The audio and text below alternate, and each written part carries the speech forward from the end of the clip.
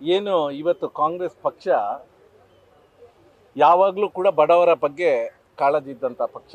ಈ ದೇಶಕ್ಕೆ ಸ್ವಾತಂತ್ರ್ಯ ಬಲಿದಾನಗಳನ್ನು ಮಾಡಿ ಸ್ವಾತಂತ್ರ್ಯ ತಂದುಕೊಟ್ಟ ಪಕ್ಷ ಯಾವುದು ಅಂತ ಹೇಳಿದರೆ ಕಾಂಗ್ರೆಸ್ ಪಕ್ಷ. ಇವತ್ತು ಕಾಂಗ್ರೆಸ್ ಪಕ್ಷ ಈ ದೇಶ ಯಾವ ಪರಿಸ್ಥಿತಿಯಲ್ಲಿತ್ತು, ಈ ಪರಿಸ್ಥಿತಿಗೆ ಇವತ್ತು ರೀಚ್ ಆಗಬೇಕಾದಕ್ಕೆ ಮೂಲ ಕಾರಣ ಕಾಂಗ್ರೆಸ್ ಪಕ್ಷ. ಅಭಿವೃದ್ಧಿಯ ವಿಚಾರದಲ್ಲಿ ಇಂಥ ಒಂದು ರಾಷ್ಟ್ರೀಯ ಪಕ್ಷ ಇವತ್ತು ನನ್ನನ್ನು ಗುರುತಿಸಿ ನನಗೆ ಇಲ್ಲಿ ಸ್ಪರ್ಧೆ ಮಾಡಲು ಒಂದು ಅವಕಾಶ ಮಾಡಿಕೊಟ್ಟಿದ್ದೆ.